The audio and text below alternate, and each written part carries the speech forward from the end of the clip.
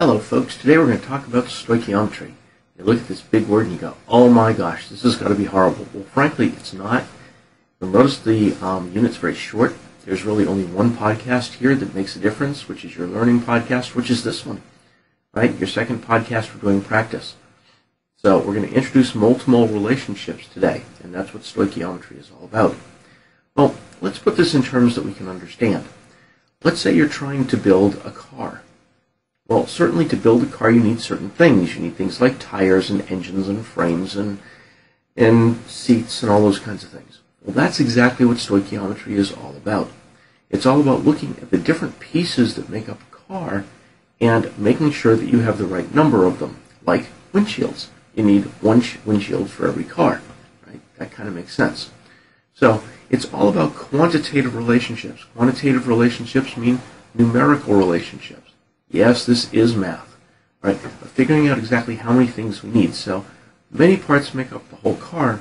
Millions of parts make up a car, thousands maybe. But let's look specifically at the ratio of tires to cars. Well, I have a ratio of 4 tires to 1 car. So I could write that as 1 car to 4 tires. Or I could write it as 4 tires to 1 car. So we've gotten used to the fact that you can, since the 1 car and the 4 tires are the same, so you have that same ratio, we have gotten used to the fact that we can flip these things upside down and look at it both with the car on top or the car on the bottom. Okay? Ratio of tires to windshields would be 4 tires to one windshield. Now you'll notice I am writing units, and it's very important to write units as we go through this, or else you're going to lose track of things. Right? How about our ratio of tires to seats? That's a little bit harder. What seats are we talking about? Front seats, back seats, bucket seats? I guess that one's going to depend on the car. So, part of what we need to do is we need to predict things. We need to plan for the number of parts. For example, if you were a car manufacturer, when you were done manufacturing your Ford Mustangs for this year, you wouldn't want 1,000 leftover passenger doors, because those are very expensive, and it would cost your company a lot of money to just have them left over and end up throwing them away. So what you need to make sure is that you run out of things at the same time, and these are called stoichiometric proportions. When you have them in the right numbers, when you have everything in exactly the right quantities, then they all run out at the same time, and we call them stoichiometric proportions. All right. Let's think about this in terms of chemistry. Well, here's the space shuttle. Well, we have to make sure with the space shuttle that we have the right amount of fuel in these solid rocket boosters over here, these white things. We have to make sure we have the right amount of fuel in this brown tank, which is the oxygen and hydrogen that burns to produce enough thrust to get the space shuttle up into orbit. You don't have a lot of tries to do this. I mean, it's not like they put some fuel in and tried it and said, how far did we go? Oh, we went this far. Well, let's try it again and put in some more fuel, or put in a little bit less fuel. I mean, this is not one of those things that you do a trial and error. This is something you have to predict, and you have to get it right the first time. Okay? That is chemistry. So, stoichiometry is the study of the quantitative or measurable, this is numerical, guys, the quantitative or measurable relationship that exists in chemical formulas and chemical reactions. So it's all about quantity. All right. So when do we want these stoichiometric relationships? When do we want things to come out perfectly? Well, we've used an example of car manufacturing. Can you think of any others? Why don't you pause the video and see if you can answer these 3 questions.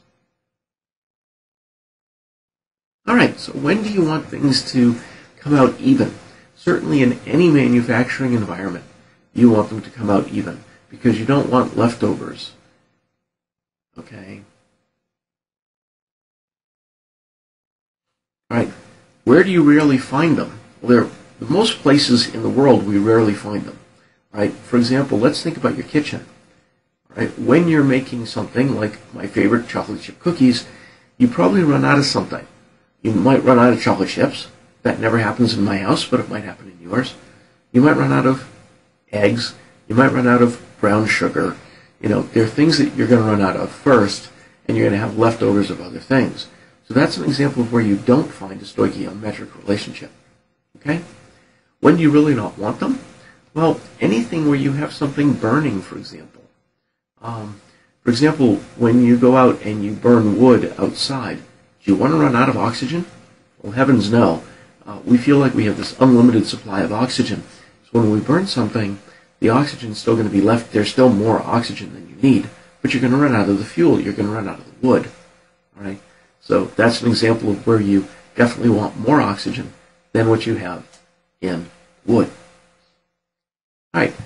So let's interpret a balanced chemical equation. What does this mean? Well, if I have one, notice the numbers in red. If I have one N2H4, then I need two more hydrogen peroxides to produce one molecule of nitrogen. Remember, nitrogen is diatomic, and 4 molecules of water. So I have, for example, if I was trying to convert between how many molecules of NH2H4 I have and molecules of water that I have, I could say that 1 molecule of N2H4 would give me, all right, or maybe you could use a ratio proportion, would give me 4 waters. So I could write those as fractions of 1 N2H4 will give me 4 waters. Or, if I was working it backwards, I could do 4 waters is the same as 1 N2H4. Right? Again, it does not matter because these things are identical, which one's on top, except for balancing your units, which you all are familiar with doing. Now, if 1 N2H4 will give me 4 waters, that tells me that if I had a dozen N2H4s, 1 dozen, that would give me 4 dozen waters. Well, and of course, in chemistry, we love to talk about moles, so 1 mole of N2H4 would give me 4 moles of water. So those are the ratios that we're going to be using as we work through our balanced equation. Now, it doesn't matter whether something is a reactant or a product, whether they're both reactants or both products, either way, it works just fine. So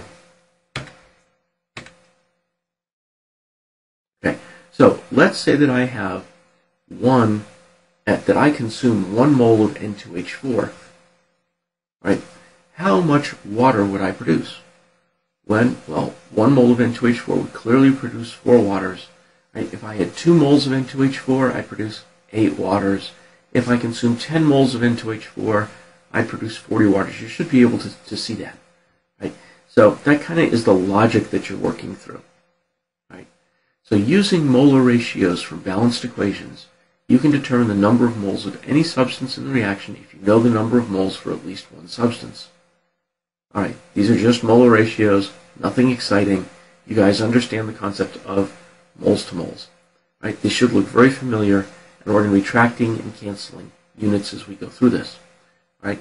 So let's say that we do consume 1 mole of N2H4. 1 mole of N2H4. Now clearly you can see that we're going to produce 4 moles of water. But how do we do that with stoichiometry? Well, we draw our railroad tracks, which you're familiar with, and we're going to convert from moles of N2H4 to moles of water. Now, as you look at this, we are going to look at what our coefficients are to figure out what our ratios are. So I look at N2H4, and that tells me 1 mole of N2H4 gives me 4 moles of water. Does that make sense? Hopefully. Okay. Let's say that I produced, let's make up a number. Let's say that I produced 8 moles of N2. And I said, how many moles of hydrogen peroxide, that's this one, how many moles of hydrogen peroxide would I need to produce 8 moles of N2? Well, 8 moles of N2, again, what I want to do is I want to match my units. So I have moles of N2 up here, So I have to put moles of N2 down at the bottom so I can cancel them, and I'm going to moles of H2O2. Well, what's my ratio between moles of N2 and moles of H2O2? And it's a 1 to 2, so I've got 1 mole of N2 is going to give me 2 moles of water. So if I now I multiply across the top, I divide by the bottom. That's going to give me 16 moles of H2O2. Now how do I know that's H2O2? Well, I started over here with moles of N2, and I'm canceling to moles of N2, and I'm left with moles of H2O. Right? And so those are my final units. Right. What happens if, can I do 2 things on one side? All right. Let's say, for example, that, and when I do problems, you'll see that I'll do this because I'm only going to do 1 on this side. Right? Let's say that I produce 6 moles. Now, let's say that I produce, let's say that I produce 12 moles of water. And I'm going to ask, when this reaction happened, how many moles of N2 did it take to produce the 12 moles of water? Well, bottom line is all this stuff over here I don't even have to look at. For all intents and purposes, it doesn't matter. Right? Because I'm over here working on the right. I'm only working on the product side. Right? And I can say that I have 12 moles of water. I'm starting with the information that I'm given. Right? I have 12 moles of water. And what do I want to do? I want to convert from moles of water to moles of nitrogen. So I'm going to get rid of moles of water and go to moles of nitrogen. Right? And notice that I have moles of water here, and I put moles of water there so I can cancel them. Right? And what's my ratio of moles of water to moles of nitrogen? Well, I have a 4 in front of the waters. So 4 moles of water gives me 1 mole of nitrogen. So I take the 12, and these are the units that I want at the end, so I'm done. 12 divided by 4 is 3. So this is 3 moles of N2. Now, I could say, for example, let's do this one more time and say, well, how many moles of hydrogen peroxide did it take to produce 4 moles of water, to produce 12 moles of water? So I start with exactly the same thing, 12 moles of water, and I want to get rid of moles of water, so I put moles of water on the bottom, and I want to go to moles of H2O2. And how do I get there? Well, 4 moles of water give me 2 moles of H2O2.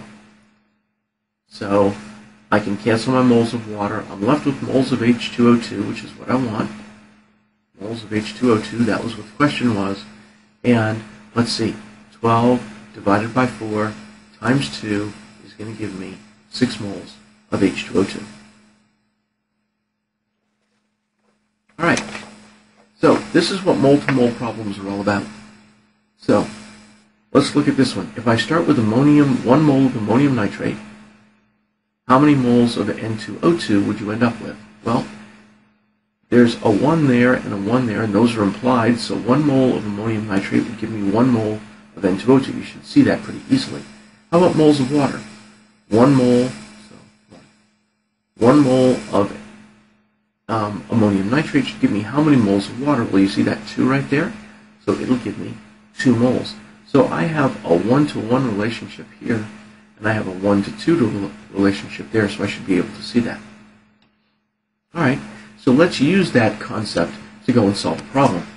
I have 2.25 moles of NH4NO3, ammonium nitrate. How many moles of water will you produce? So why don't you, as we look at this, here are our rules to work with. We always start with the information that you know, all right? Which are the information that we know is right here, right? And we always write down all of our units when we're solving these problems. We always match and cancel our units, and then our sig figs are going to match whatever number this is. We have 3 sig figs there. Our answer is going to have 3 sig figs. Okay? So that's the concept. Let's look at that problem in detail, and let's see if you can do it. So you have 2.25 moles of ammonium nitrate. How many moles of water will you produce? Go ahead and see if you can do it. Pause the video and then I'll do it for you. All right, so we look at the information that we're given, and this is the information that we're given right here, is we have 2.25 moles. 2.25 moles of NH4 NO3, ammonium nitrate. Right? Now, what do we want to get to? Well, we want to get to water. So for some people, and I'm one of those people that this helps me, I will say I have some information. I have 2.25 moles of this, and I'm trying to get over here to water, and I'm trying to figure out how many moles that is. Right? Well, that's what this equation tells me. It tells me a mole-to-mole relationship. So I can get rid of moles of NH4NO3, which is what I have to do because that's what the units I have up here, and I can convert directly to moles of water because that's what our relationship here, our molar relationship, tells us in this equation. Right? So how many moles of NH4NO3 do I have? Well, up here we have an implied 1. So I have 1 mole of that. And over with the water, I have a 2. So I have a 2 for that. So I have 2.25 times 2, which is going to be 4.50 moles of water. Why is it moles of water? Because those are the units I have up here that I'm left with, and these units over here cancel out. Okay? And you'll notice I do have 3 sig figs in my answer because I have 3 sig figs in my problem. Right. How about another one? We're going to use the same equation. Right. But this time we're going to work it the other way. We're going to say, well, we have 0.36 moles of water. So let's go and write that down. 0.36 moles of water. And we're trying to figure out how many moles of ammonium nitrate we used. Right? So we're clearly going to be using our coefficients here of 2 to our implied 1. So we start with the information we're given, which is 0.36 moles of water. Now, pause the video, see if you can do the rest. Okay, 0.36 moles of water, and we want to get rid of moles of water. Now we're trying to get to moles of ammonium nitrate. And we have 2 moles of water and 1 mole of ammonium nitrate. Those are our ratios that are given to us in our balanced chemical equation. So clearly we're going to need balanced chemical equations to do this. And if we take 0.36 and divide by 2, we get 0.18 moles. And what is our answer in? Yeah, it's moles of ammonium nitrate. Now guys, you will notice that I'm always writing complete units here. That's important. It's not just a mole to mole. It's moles of water to moles of ammonium nitrate. You have to write the complete chemicals here as well, or else you're going to get completely lost. All right, let's try this one more time. I'm not going to tell you anything. See if you can solve this one. Okay, so we start with 0.36 moles of water. And again, I'm just going to write down where things are. 0.36 moles of water. And we're trying to figure out how many moles of N2O are produced. So, are also produced. So we start with 0.36 moles of water. And that means we have to get rid of moles of water. And what am I trying to get to? Well, I'm trying to get to moles of N2O. And my ratio of moles of water to moles of N2O is 2 moles of water to 1 mole of N2O. My moles of water cancel. So again, I'm left with 0.36 divided by 2, which is 0.18 moles. 0.18 moles of N2O. And that's our final answer. Right? Again, pause the video, see if you can solve this on your own.